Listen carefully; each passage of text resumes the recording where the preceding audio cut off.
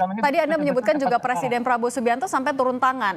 Wakil Ketua DPR Sufmi Dasko bilang kalau ini sebenarnya bukan perintah dari Presiden. Tapi tadi di Istana, Bahlil Lahadalia menyebutkan kalau ini adalah kebijakan yang sudah dikaji dari 2023. Sebenarnya ini didiskusikan tidak di Istana. Presiden tahu nggak kalau ini akan diterapkan di 1 Februari?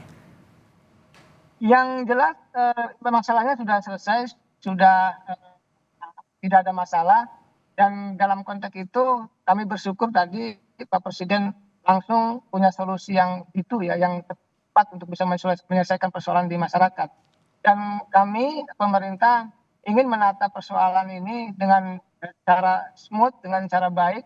Apa yang menjadi keinginan, aspirasi dari masyarakat kita ikuti, kita serap, kita penuhi, sehingga sangat clear dan sangat jelas keberpihakan Bapak Presiden itu adalah kepentingan pelayanan terhadap masyarakat Indonesia, termasuk dalam konteks Kang Ujang, penyediaan gas. tapi soal kepentingan masyarakat ini sudah didiskusikankah sebelum tanggal 1 Februari? Itu kan jadi tanda tanya juga soal Presiden Prabowo bilang ini bukan perintahnya.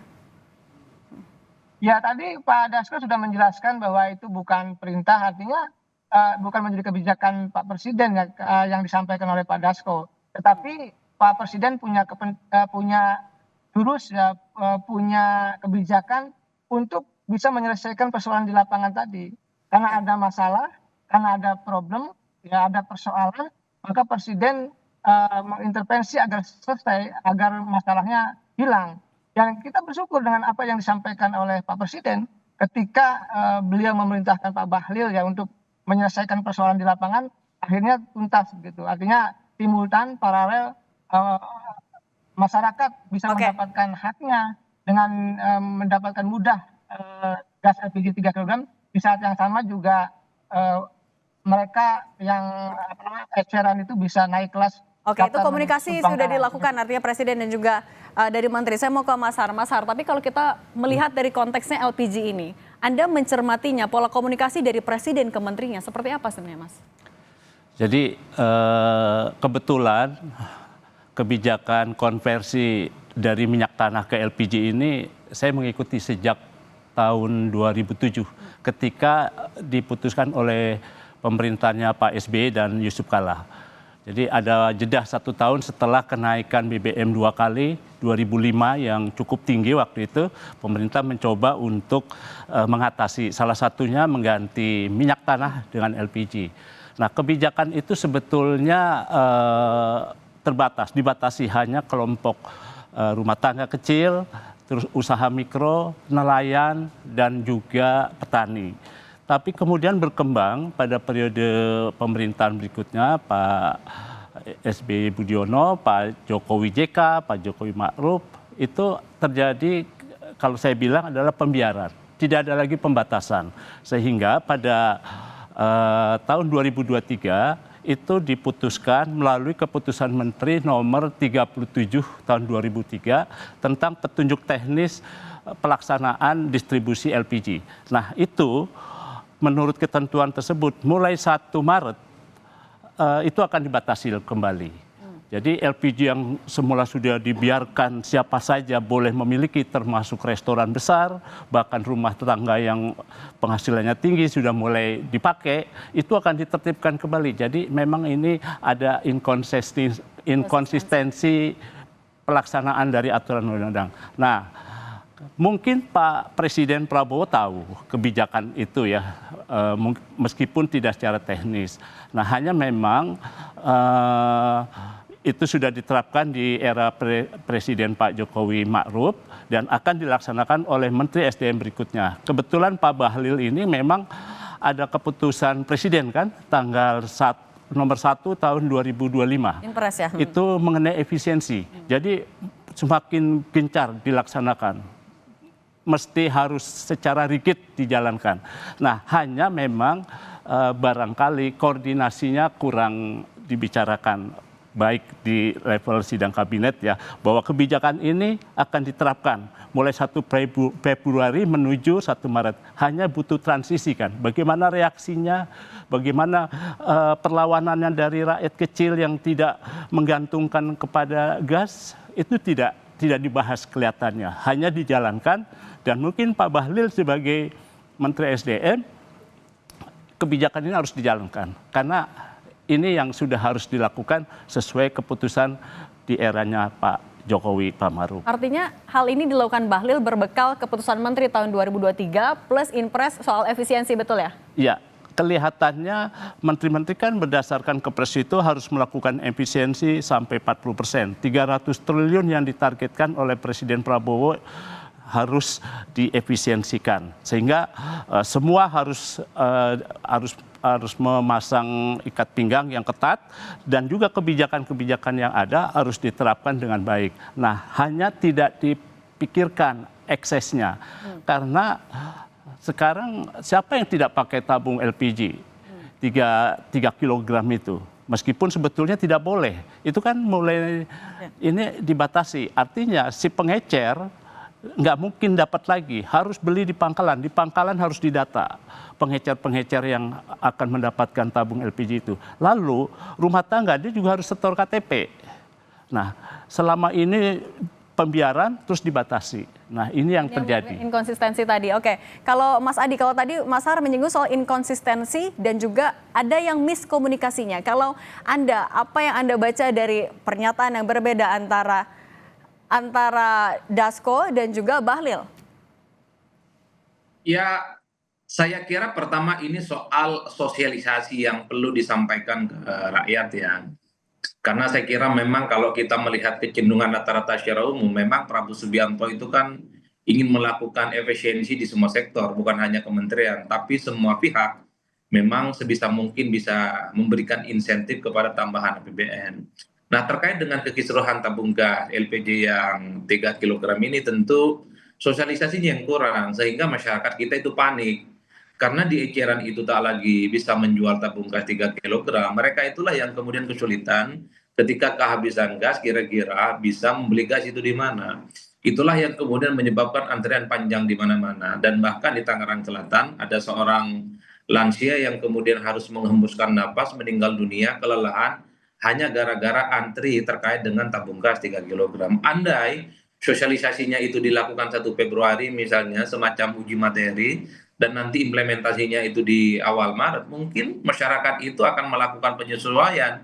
Minimal masyarakat kita itu sudah mulai terbiasa mendeteksi kira-kira pangkalan mana yang terdekat yang kemudian dijadikan sebagai tempat untuk melakukan pembelian tabung gas 3 kilogram ini. Kalau kemarin kan tidak, tanggal 1 Februari diumumkan, saat itu juga diberlakukan sehingga tabung gas yang kemudian ada di eceran itu diharamkan untuk dijual belikan. Kan itu yang kemudian menyebabkan shock.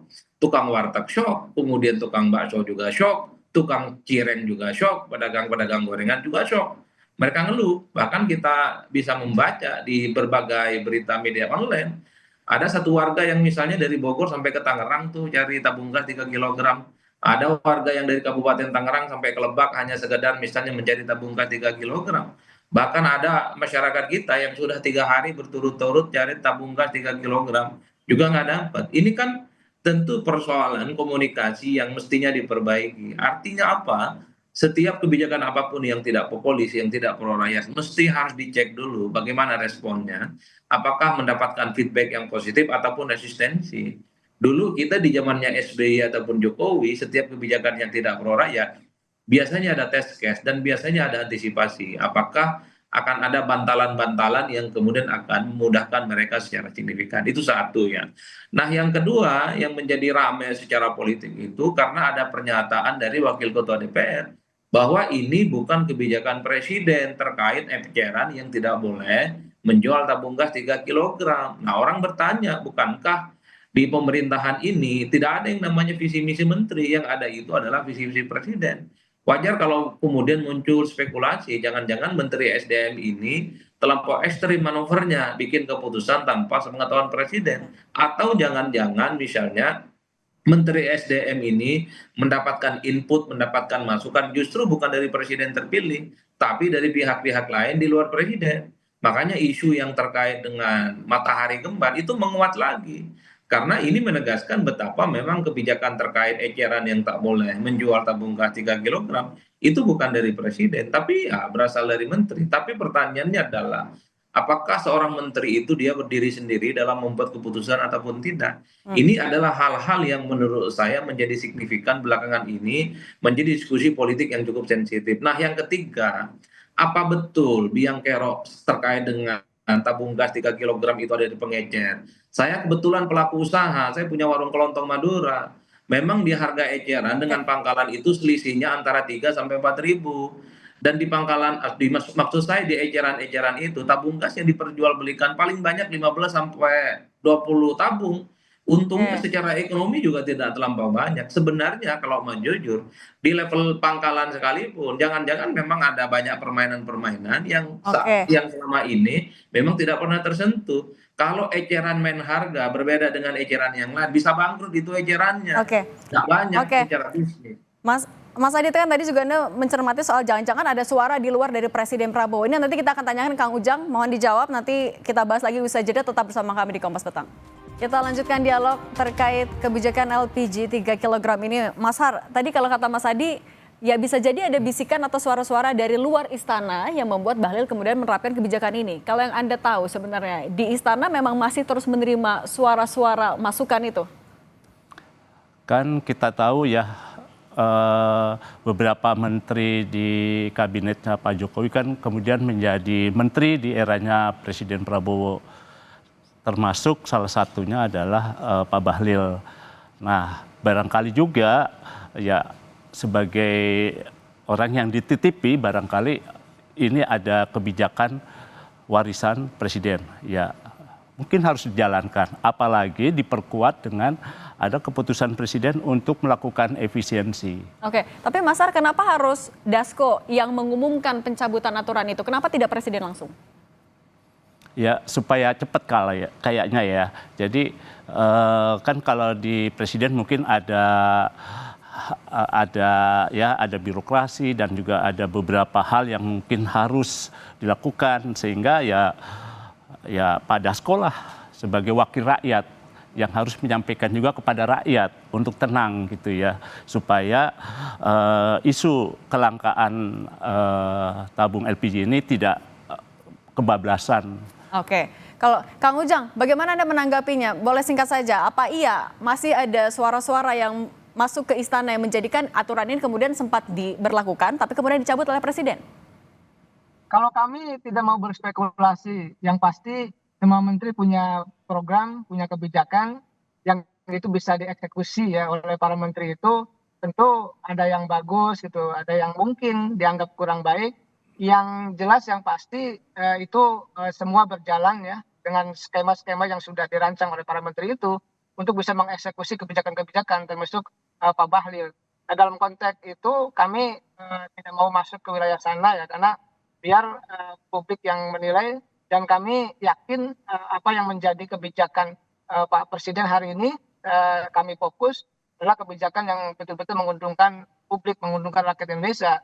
Bahwa persoalan selesai, ada sedikit teriak-teriak ya itu langsung tanggap dieksekusi oleh Pak Presiden sehingga tidak berlarut-larut.